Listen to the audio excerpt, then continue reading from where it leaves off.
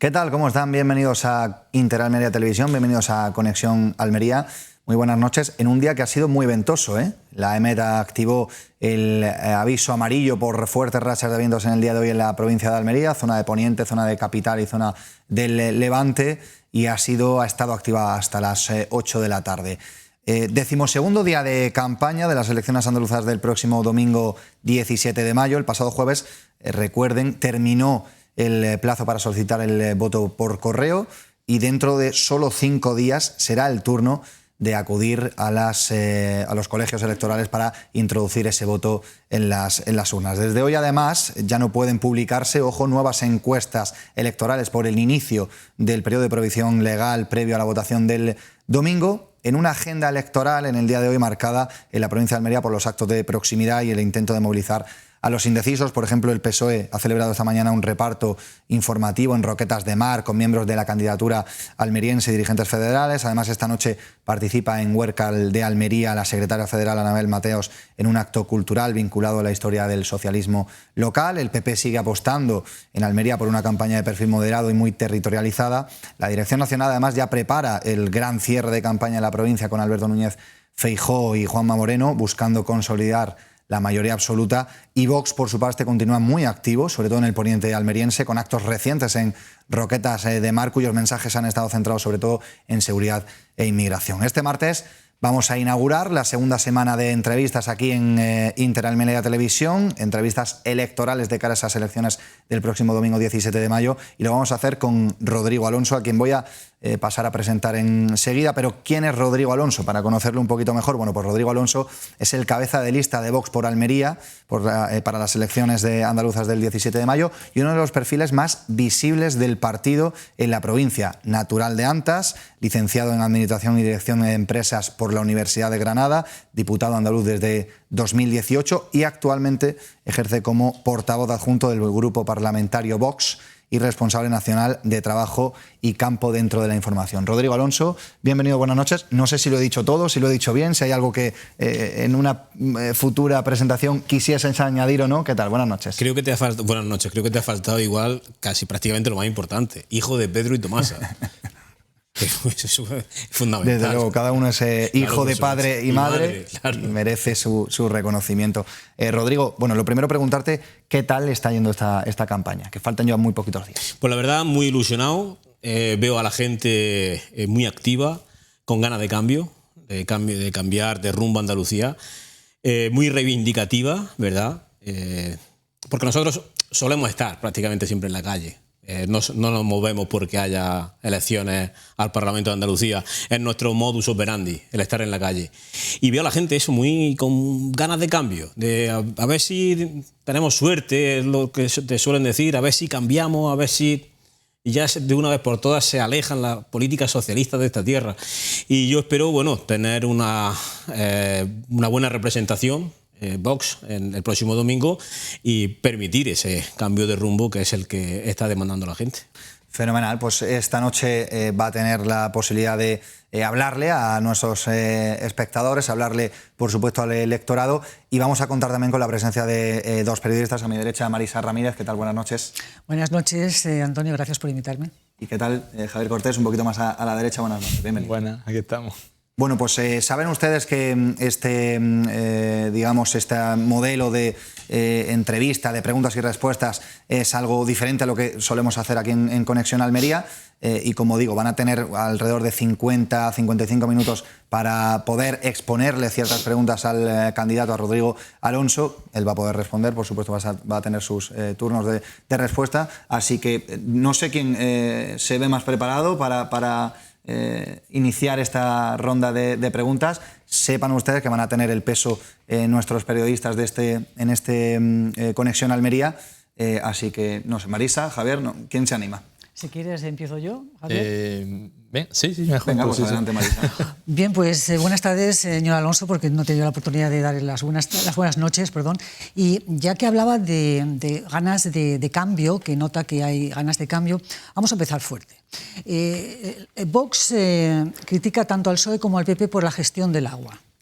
Si Vox entrara en un gobierno andaluz, su partido entrara en un gobierno andaluz, ¿qué medida concreta podría ejecutar en el primer año y con qué presupuesto? Con respecto al primer año, ¿cómo entraría en el primer año? ¿Qué medidas concretas en la gestión del agua tomarían? Del agua, perdón, disculpe, no. Gestión del agua. Gestión del agua, que bien. Es donde ustedes han criticado más al fin y al cabo es lo que hay planificado llevarlo a cabo. Hay terciarios en la provincia que se llevan prometiendo desde 2002, pero es que no termina de arrancar ni no terminan de acometerse esa infraestructura. Y podría citarlas de norte a sur. Terciario de Cuevas de Almanzora, de Mojácar. Teníamos también aquí el terciario del Toyo, el Bobar, ¿todo eso Valerma. en el primer año?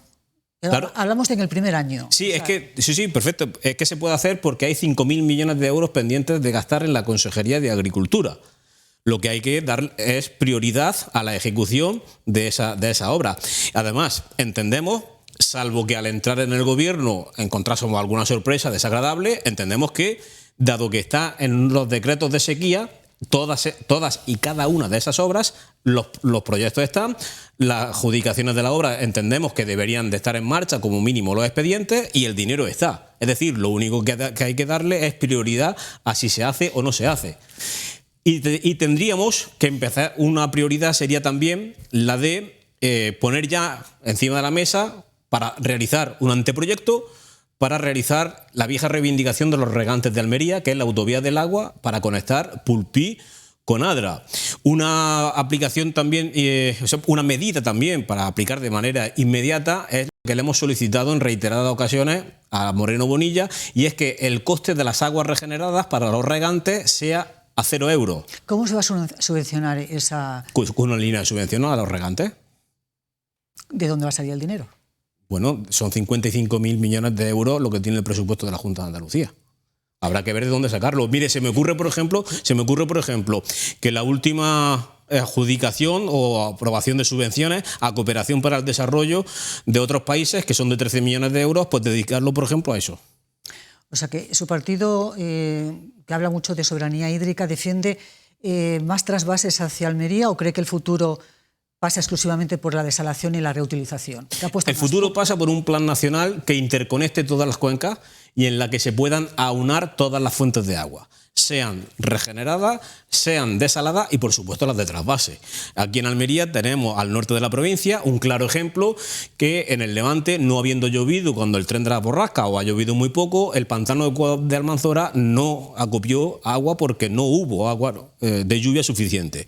Pero sí llovió en el norte de la provincia de Granada, el pantano del Negratín ha subido por encima casi del doble de la media de los últimos 10 años y se ha producido ese trasvase Negratín-Cuevas de Almanzora. Si esa obra no estuviese realizada, evidentemente las aguas que cayeron al norte de la provincia de Granada no estarían hoy cayendo en el pantano de Cuevas de Almanzora. Y esa es la importancia y la grandeza de los trasvases, llevar el agua desde donde sobra a donde falta. ¿Defiende más la desalación que los trasvases, si tuviera que elegir? Le elegiría los trasvases porque es de mejor calidad y más barata. Pero muchos agricultores dicen que el agua desalada sigue siendo demasiado cara. ¿Por eso? ¿Quién debe asumir el sobrecoste energético, por ejemplo? ¿El Estado, la Junta o el propio regante? El regante no. ¿Nunca el regante? Nunca el regante. Porque de hecho la ley de agua ya establece unos parámetros y unas cantidades máximas en el precio del agua.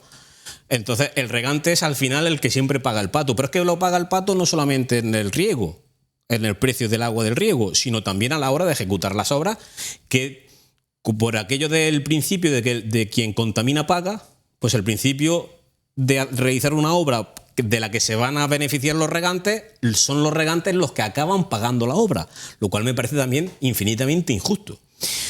De hecho, una de las propuestas que llevamos es precisamente esa, la de subvencionar a los regantes la parte de la amortización de las obras hídricas que le correspondan, con el único objetivo de bajar finalmente el precio de la obra de agua. ¿Y es viable económicamente mantener el agua gratuita en un contexto de estrés hídrico? ¿Es asumible ahora mismo para la agricultura almeriense? Claro que por supuesto, es perfectamente asumible.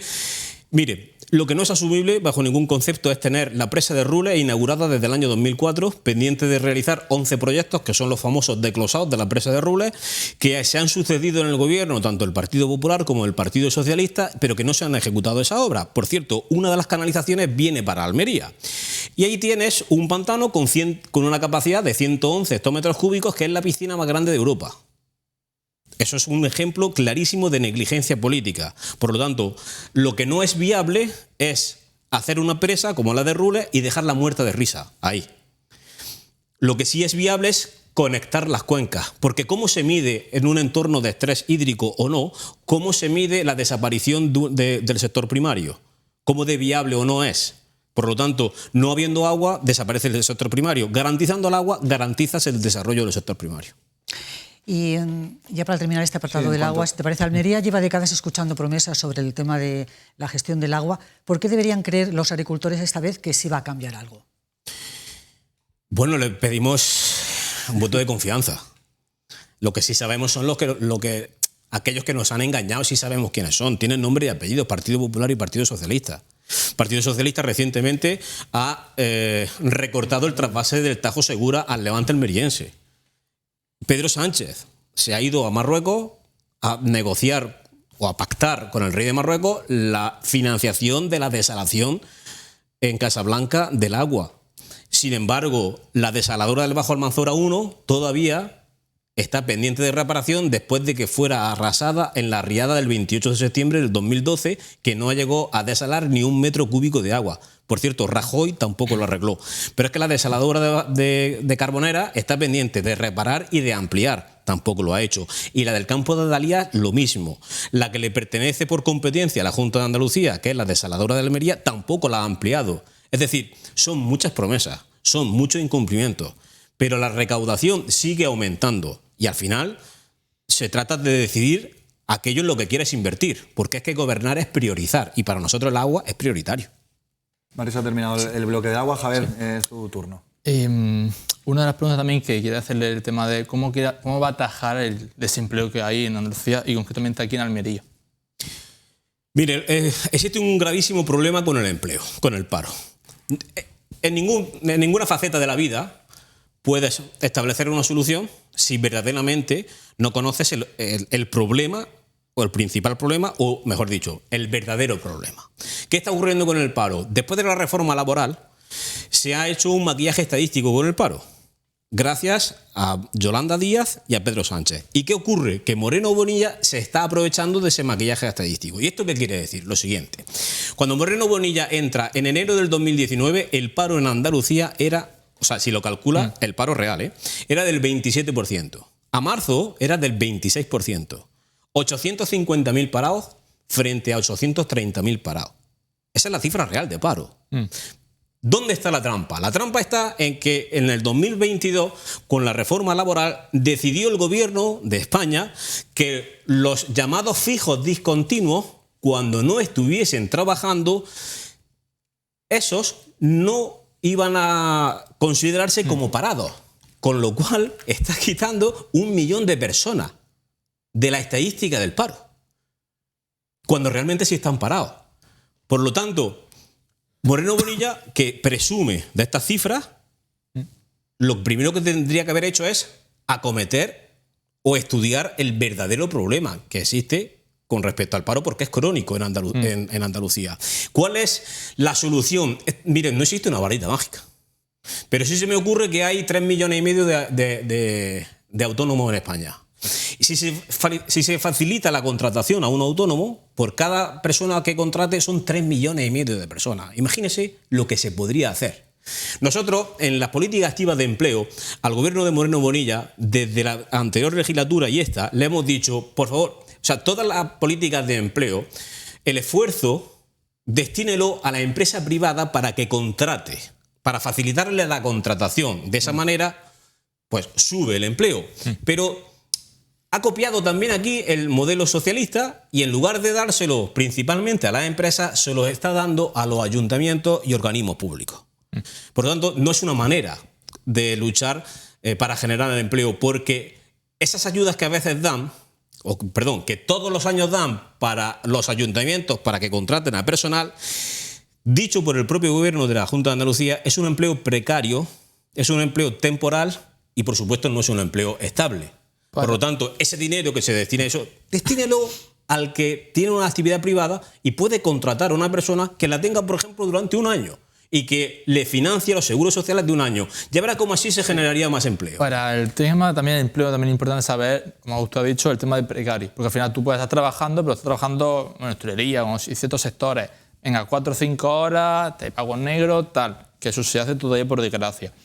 Para fomentar que haya un empleo que no sea precario, que tú digas, hostia, es que yo me puedo comprar, puedo alquilar, puedo comprarme un coche, tal. Que tenga opciones de una solvencia. ¿Cuál cree sería el modelo para implantar aquí en Andalucía desde su partido? Mire, es que, vamos a ver, esto es una situación compleja. Toda la subida del salario mínimo interprofesional, ¿quién es el que ha ganado con la subida del salario mínimo interprofesional? El empresario paga más seguros sociales, el trabajador también. Paga más seguro social y más IRPF. ¿Quién es el que verdaderamente ha ganado? ¿El Estado? Porque recauda más.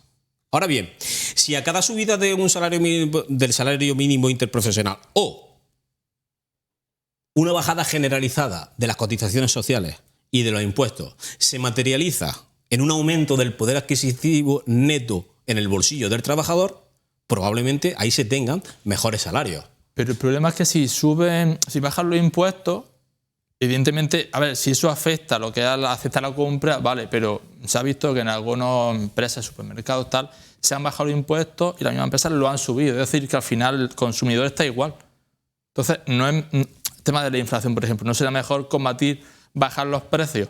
Porque ahora, por ejemplo, el tema también del agua, de la agricultura. Dios nos libre de una intervención de precios. Sí. Lo digo por una cosa, porque el agricultor que está vendiendo el tomate y pimienta a un precio bajísimo, al final el cliente lo está comprando a un precio bastante subido. Entonces, hay alguien que se lo está llevando muerto entre medias. Vos vas a hacer algo para que no haya una persona que no está dando riqueza, se está apropiando. No es el agricultor que lo cultiva, sino alguien que es externo. Hombre, vamos a ver. Por ejemplo, en el caso del sector primario, agricultores, sí, ganaderos, pescadores. Ellos se han visto cómo se les sube el coste de producción por situaciones sobrevenidas, que sube la luz, que sube el combustible, pero también por las imposiciones que vienen de Bruselas.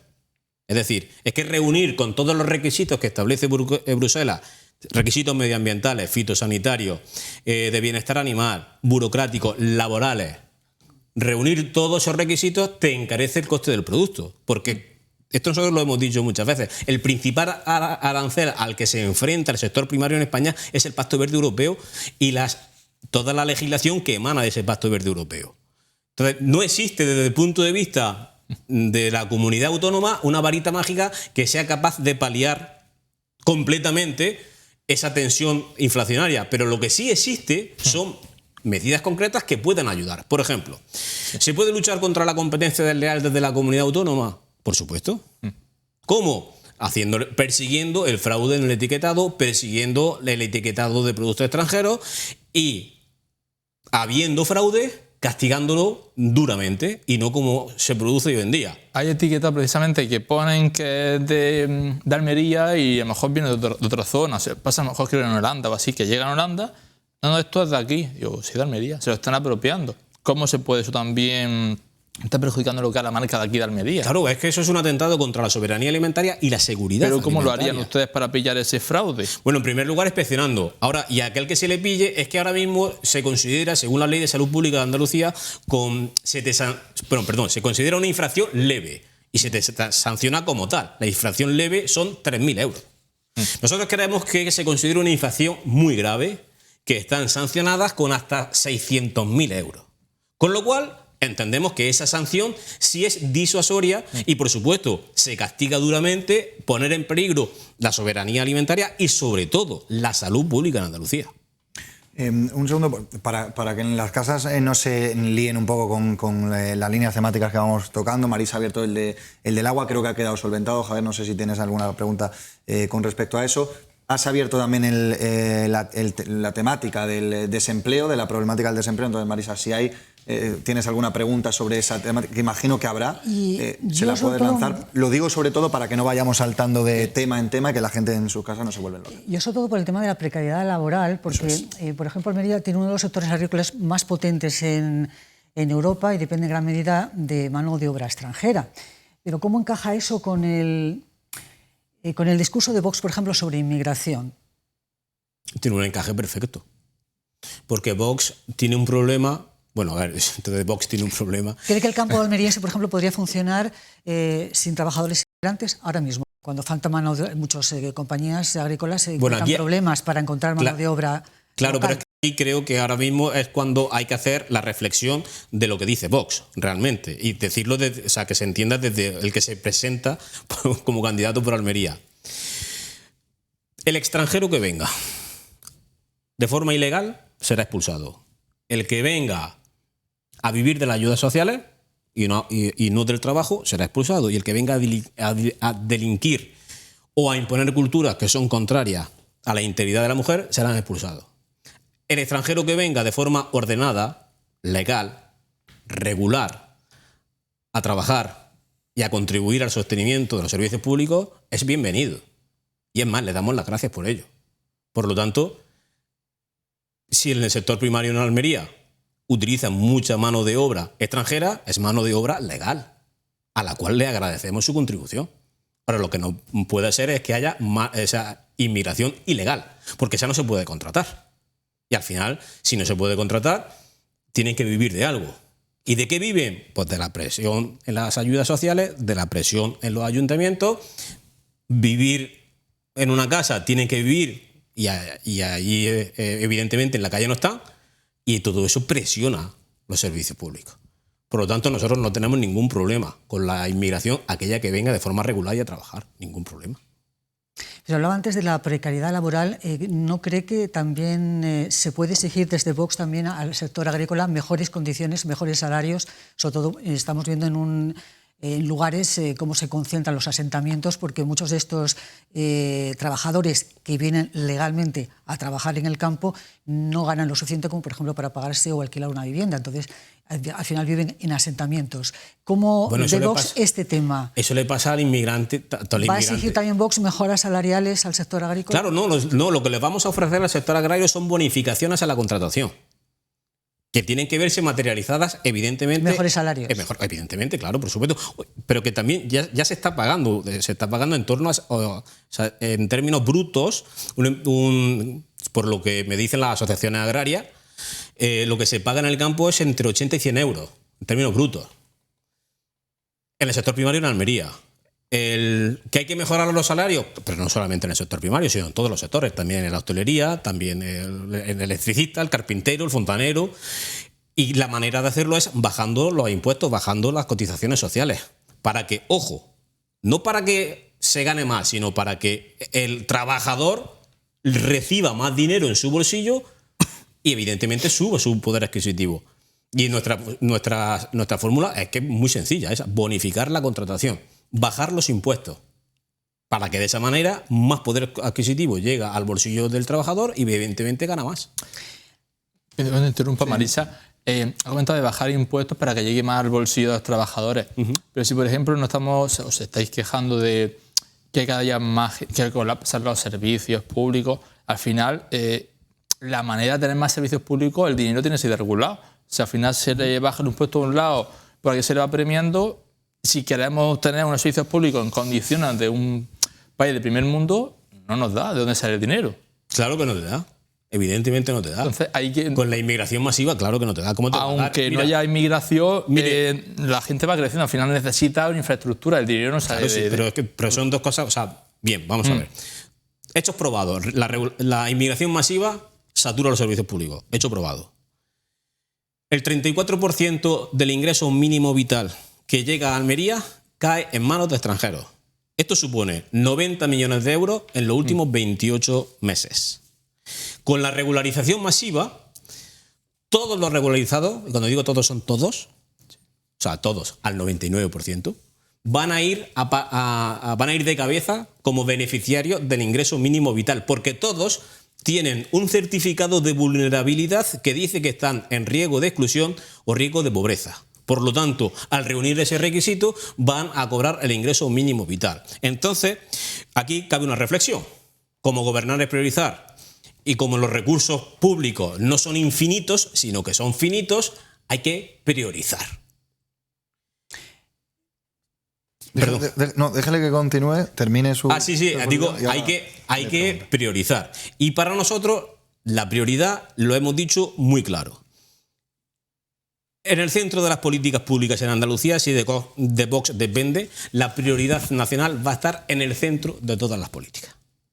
Porque no somos ni el hospital del mundo, ni la asistencia social del mundo. Marisa. Sí, a mí me gustaría sobre todo aclarar un matiz del dato que ha facilitado el señor Alonso, porque ha hablado del 34%, que son datos oficiales del INS, del Instituto Nacional, en el que asegura, perdone que le matice, que el 34% es el número de titulares preceptores del ingreso mínimo vital. Eso no significa que sea el cómputo global de lo que reciben en cuanto al ingreso mínimo vital. Y otra de las puntualizaciones que me gustaría hacer es que luego puede ser peor. Que caigan manos extranjeras no significa que sea equiparativo a inmigración extranjera. Usted sabe, inmigración ilegal. Estamos hablando de que para poder obtener el ingreso mínimo vital se necesita una serie de requisitos. Sí, claro. Se necesita ser residente en España, hay también requerimientos de ingresos previos, etcétera, etcétera. Sí. A lo que solamente pueden acceder los residentes en España. Por tanto, lo correcto sería decir que es el 34% el que va a manos extranjeras de los que están titulares percibiendo, no del cómputo global de esa cifra. Entonces, a mí me gustaría aclararlo porque puede pensarse que es el 34% general de lo que acumula la bolsa del ingreso mínimo vital va a caer en manos de extranjeros, perdone que le matifique, migrantes legales, residentes en España.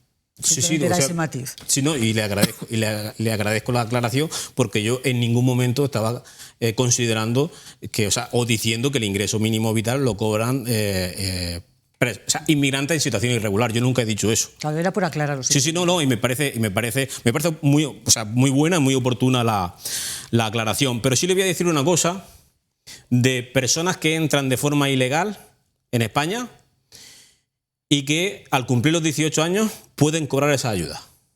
Y eso hay 3 leyes en Andalucía: la renta mínima de inserción social, la ley de adolescencia de Andalucía y la ley de vivienda.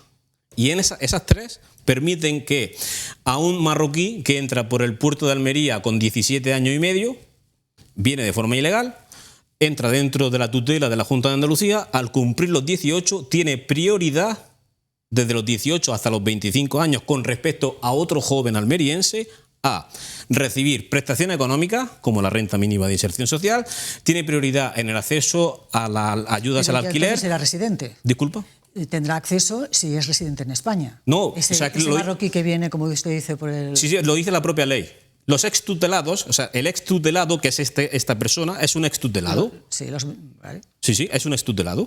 Entonces, esta persona, este ejemplo que yo lo estoy poniendo, tiene prioridad con respecto a un joven almeriense nacido en La Cañada, aun teniendo la misma situación económica.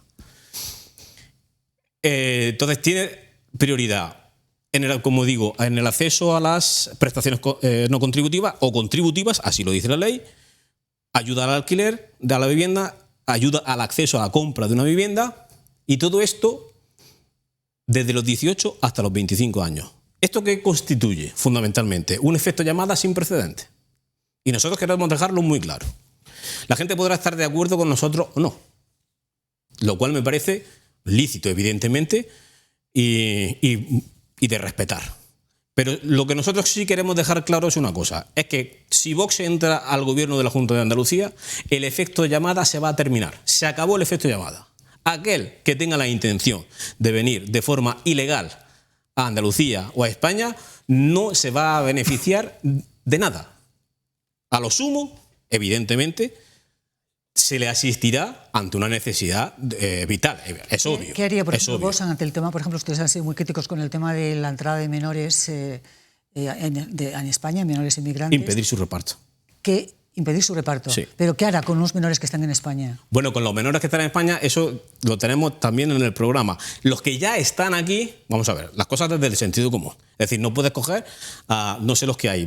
Voy a poner un ejemplo numérico. No, si hay 100, no los puedo coger y tirarlos, evidentemente. Entonces, evidentemente. Ahora, lo que sí hay que hacer es frenar el efecto llamada. Es decir, mire usted, Aquí nadie que venga de manera ilegal va a tener ninguna prioridad en nada, ningún beneficio en nada, porque aquí se viene respetando la frontera.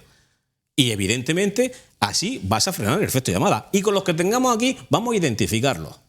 En los acuerdos de gobierno están, y en el programa nuestro está hacerle la prueba, una prueba, la prueba esta que se le hace para la determinación de la edad. Porque estamos hablando que el perfilado estadístico de los menores extranjeros no acompañados que están entrando, el 94% son varones y el 68% tiene entre 17 y 18 años. ¿De qué fuente me está hablando? Es que no. Del Ministerio. Del Ministerio de... Y de la Junta de Andalucía. De la Junta de Andalucía. Pues no tengo ese dato. Sí, sí. De hecho, es una respuesta de la Junta de Andalucía. O sea, que nosotros... Otra cosa, no, pero inventarnos los datos no nos los inventamos. No, pero ¿Te gustará nuestra política o no le gustará? Pero inventar no nos gusta inventar. Y esto es una respuesta que nos da la propia consejería. ¿Diga el dato, el 94%? El 94% son varones y el 68% tiene entre 17 y 18 años. Ese es el dato de los menores extranjeros no acompañados que están entrando en sobre el efecto me Andalucía. También, hace un tiempecillo Antonio Garamendi de la COE apoyó la regularización de inmigrantes y ustedes están a favor de lo que son el tema empresarial. ¿Choca su discurso con el de la COE? Es decir, que ellos están a favor de la regularización de inmigrantes, que vengan a trabajar, pero regulación de inmigrantes. Mire, usted está hablando de Antonio Garamendi. Ese es el que dice representar la patronal, ¿no? Este es el que se codea normalmente con UGT, Comisión Obrera y con Yolanda Díaz. Ese es Antonio Garamendi, lo conozco muy bien. Es un representante de la COE que no representa al sector, a la entidad empresarial, bajo mi punto de vista. Lo único que es que él votado allí en esa organización, básicamente. ¿Perdón?